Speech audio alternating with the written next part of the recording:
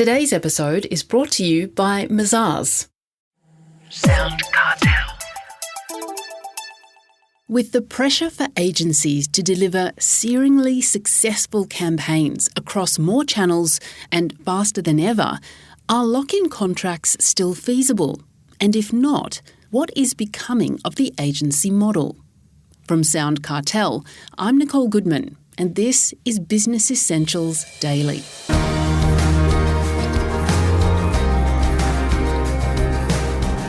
Traditionally, agencies spanning advertising, marketing, digital and PR have monetised largely through lock-in contracts, which means access to regular cash flow and the ability to plan long-term.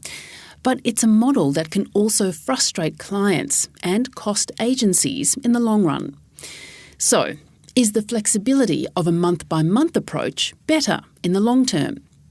James Smith, CEO of digital agency Smith Brothers Media, explains why he thinks so. And he starts by confirming for me a clear shift across the agency landscape. It certainly has shifted. It is still around. There are most definitely lock-in contracts. The challenge for any marketing organisation is there are a lot of them out there. And with that, there are good ones and there are not so good ones.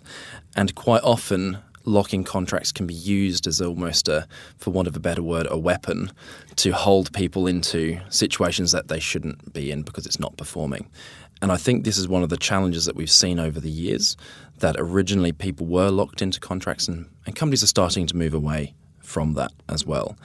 In terms of how we've seen and how we've changed and adapted, one of the things that's really important for us is that honesty, that transparency, and the fact that we are as good as our last month or the last project. And with that comes the agreement that we like to work under a no-contract policy. And I think that's really important to prove that trust. Obviously, campaigns take time. None of these sort of things are an overnight success. But as long as expectations are understood by both agency and client, then that's not a problem. And I think also one of the key things that's changed is the ability to have transparency through great tracking, great reporting. So success doesn't have to be the final point of success. The indicator of success could be noticed very early on. And that allows comfort to be able to be given to both agency and client. One of the benefits of a lock-in contract was or is to lock in cash flow for the agency. Without a lock-in contract, is the agency at a disadvantage, do you think, or can an agency be sustainable in month-by-month contracts? Well, I think we're a good example of, yes, it can be sustainable and it can grow very well. We've grown significantly. We started 10 years ago and we're now up to 60 team across 3 states and 3 cities in the country. So yes, it can be. But is that a factor or is that a symptom of the fact that we're month to month? No, it's a symptom of the work and the quality that we do. So I do believe, yes, you are right. It locks in, it gives peace of mind to an agency or a business owner that they've got the cash flow there. And you're right, cash flow is king. That is the most important thing for any business. But I do believe that if you have a good enough product and service and understanding with your clients, then you can succeed in a month-to-month arrangement. There's also other benefits to a month-to-month arrangement, and like I mentioned earlier, it's that trust factor. So the ability to win a client is far greater with a month-to-month contract than a 12-month lock-in contract. Yeah. And as long as everyone's transparent with what the expectations are over time and those are delivered upon, there's no issues. So, James, are there exceptions to this rule? Would most agencies still need a mix of both month-to-month and long-term lock-ins? Yeah, I think there are certainly exceptions to the rule. So, for example, there's really 2 types of marketing when you're working with a client. There's that ongoing, constant work for an always-on foundational type campaign, working on different ideas, different channels constantly.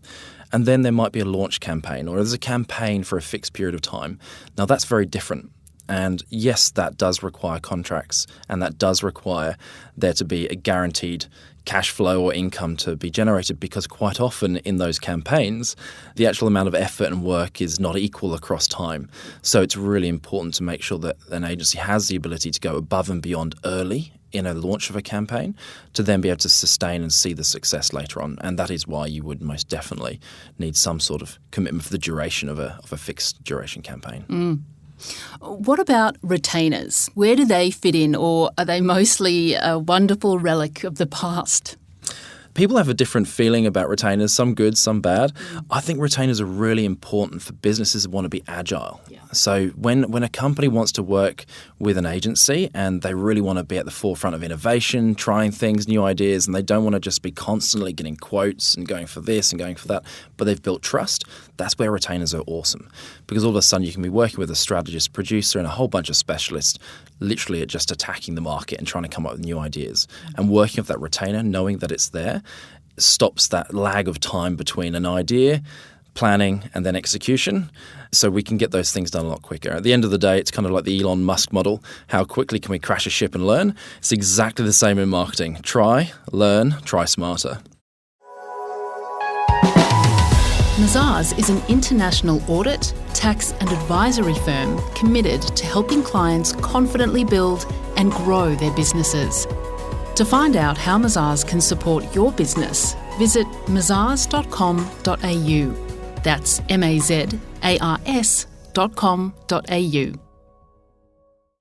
Now, scope creep. It can be an issue for a lot of clients, wanting to work over and above what's been agreed to with the agency. What's the best way to manage expectations and following through then with sending additional invoices? Scope creep is the bane of anyone's life in pretty much any business-to-business organisation. I think one of the most important things, and people will say it's about having a clear brief, and yes it is, but before that, it's actually about the trust that you have and the communication that you have with a client. You're all understanding that you're in it together, sitting on the same side of the table to try and either attack the market or come up with a new product or build something together. And I think quite often as soon as you start on a project where you're other sides of the table, it starts falling apart very quickly, and that's where we have issues. So I would say relationship is really important first. Take the time to build that rapport, understand what the true desire is of the client and what they're trying to build.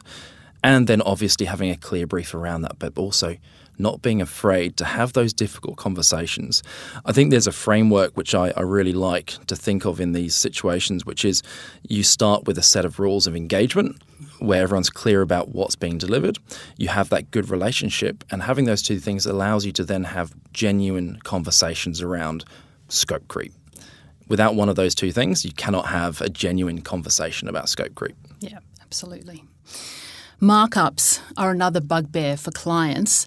Can you explain their purpose and their legitimacy? Yeah, legitimacy is a good word to use here.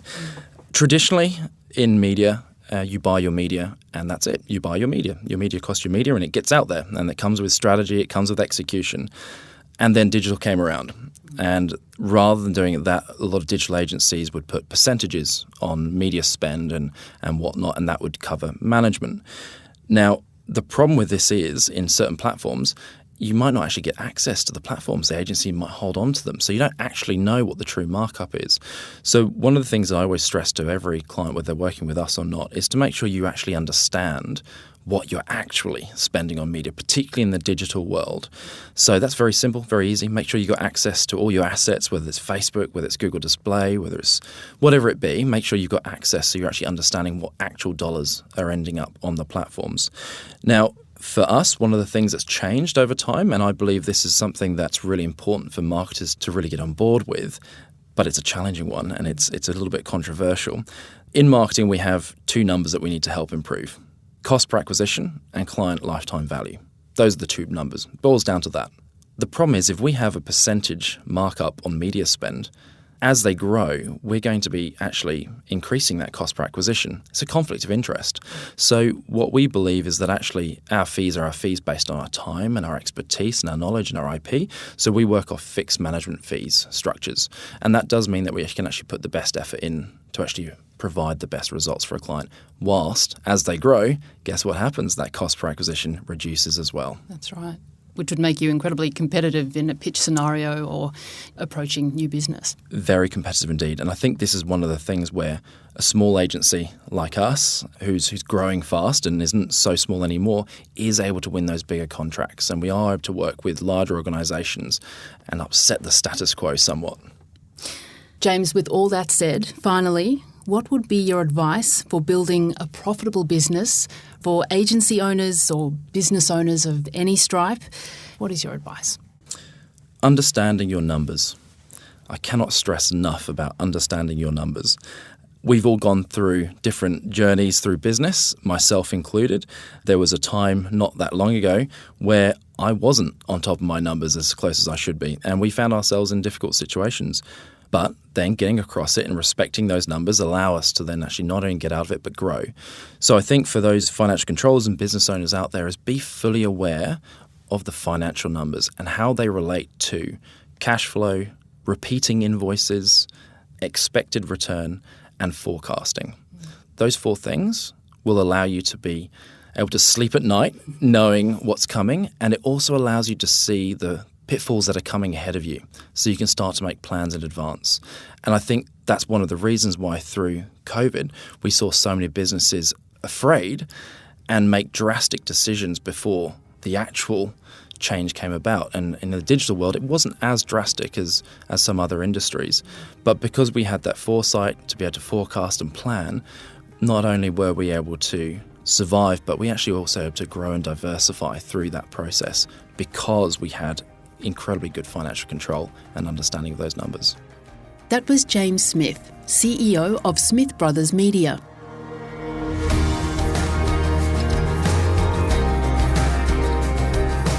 This episode of Business Essentials Daily is produced by the team at SoundCartel. Thanks for listening. I'm Nicole Goodman. We'll bring you more Be Daily tomorrow. Follow @BE Daily Podcast across social media and head to bedaily.com.au for more from the Business Essentials Daily podcast. SoundCartel. This episode was brought to you by Mazars. To find out more, visit mazars.com.au. That's mazars.com.au.